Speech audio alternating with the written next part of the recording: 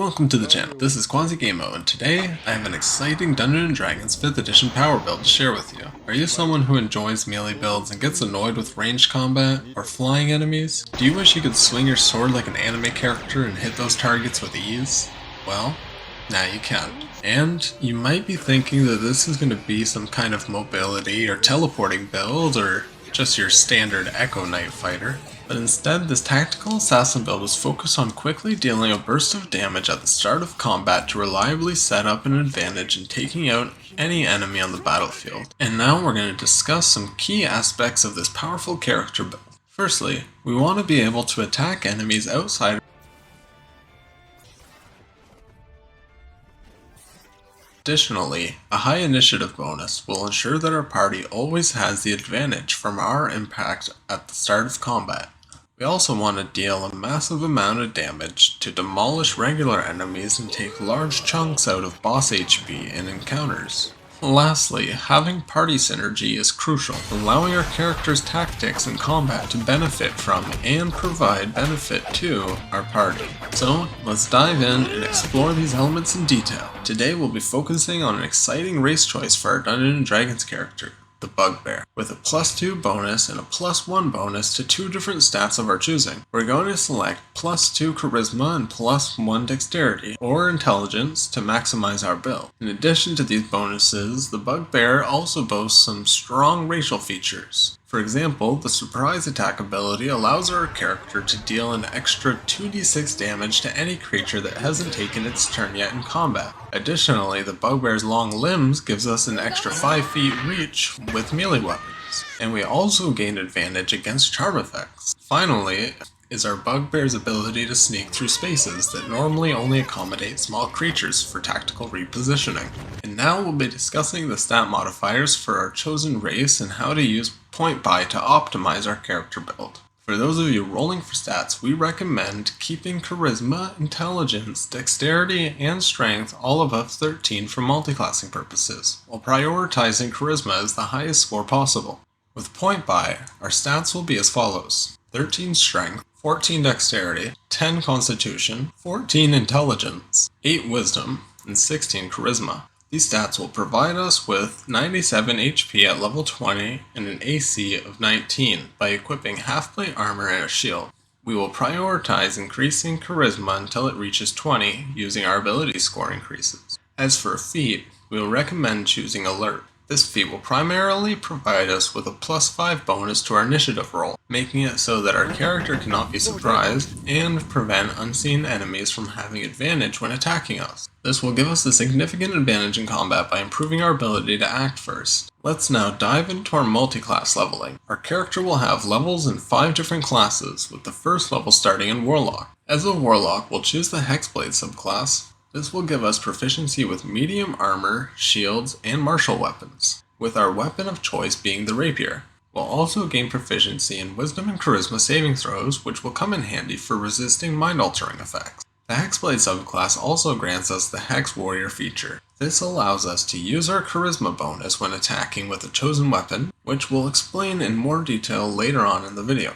After our first level in Warlock, we'll multi-class into Fighter at level 2, which will unlock a fighting style. We'll be choosing the Superior Technique fighting style, which grants us a d6 to spend on one Battlemaster maneuver of our choice. For this build, we'll be selecting the Distracting Strike maneuver, which adds the d6 to our damage roll and gives advantage to the next ally's attack. This will give us a tactical advantage in combat, which we can use to take down the enemies more efficiently. After that level in Fighter, we'll then multi-class into Paladin for levels 3 to 6. At level 4, we'll gain another fighting style, and this time we'll choose the Defense fighting style, which will increase our AC by 1, bringing our total up to 20. Additionally, at level 4, we'll obtain Divine Smite, which will allow us to expend spell slots to deal an additional 1d8 radiant damage plus 1d8 per level of the spell slot used, up to a maximum of 5d8s with a 4th level spell slot or higher.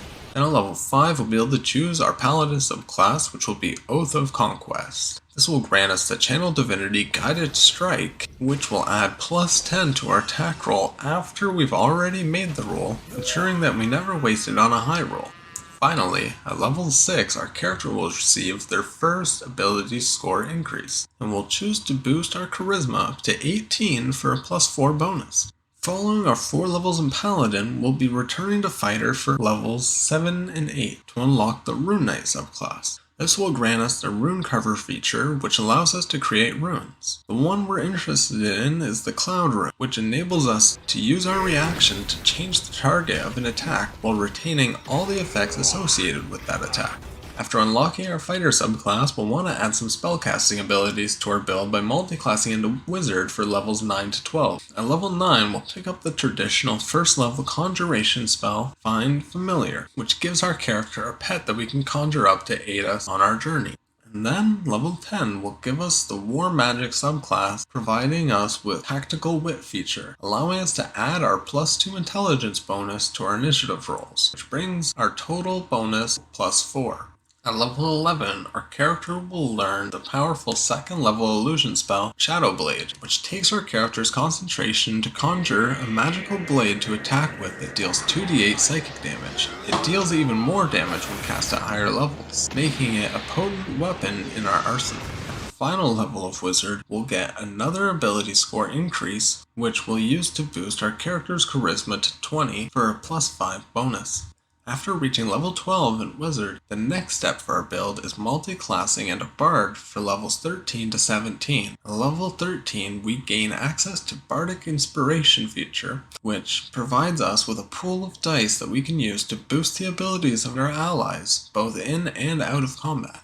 Moving on to level 14, we unlock Jack of All Trades, which allows our character to add half of their proficiency bonus to any ability check that they are not already proficient in, including initiative rolls, boosting our total to +6. At level 15, our character will choose the College of Whispers for their Bardic subclass, unlocking the Psychic Blades feature. With this feature, we can use our Bardic Inspiration dice to add an extra 2d6 psychic damage to our attacks. Moving on to level 16, we will choose the Alert feat, which will give us an additional +5 to our initiative rolls, bringing our total to an impressive +11. Finally, at level 17, our Psychic Blades damage increases to 3d6, which will make our attacks even more powerful. For our final levels, 18 through 20, we'll be focusing on multiclassing into Rogue, gaining access to the Swashbuckler subclass, which comes with the Rakish Audacity feature. This ability allows us to add our charisma bonus to initiative rolls, bringing our total bonus up to +17, and allows us to use our sneak attack as long as we're only in range of one creature. Finally, at level 20, our character gains the 3d6 sneak attack, which will make our attacks even more devastating. With this combination of classes and subclasses, our character will have a wide range of abilities and options available to them in combat. This build utilizes several features and spells for a powerful strategy. To prepare, use the Find Familiar spell to bring a lizard companion with you when you journey. As the lizard has +0 to initiative, this practically guarantees that your character will go before your lizard companion. When your group rolls initiative, then get within 30 feet of your intended target and use your bonus action to cast Shadow Blade, while activating the Hex Warrior feature to add your charisma bonus to your attack. Then, attack your lizard companion using the Bugbear's surprise attack, the Bard's psychic blades, the Rogue's sneak attack, the Fighter's distracting strike maneuver, and the Paladin's divine smite and channel divinity guided strike. This gives your character a +21 to hit for an average of 79 damage on a normal hit, 137 on a critical hit, and a maximum of 247 damage split between radiant and psychic damage. However, instead of landing the attack on the lizard, you can switch the target of the attack to your primary threat on the battlefield by using your reaction on the Rune Knight's Cloud Rune. This transfers the attack roll and all the effects attached to the attack to the new target. Then, if the target survives, your first ally to attack that target will have advantage on their attack roll. Thank you for watching. I hope you found this build informative and entertaining. If you have any suggestions or requests for future videos, feel free to leave them in the comments down below. Don't forget to like and subscribe for more character builds and gaming content. This is QuasiGameMo signing off, and I'll see you in the next video.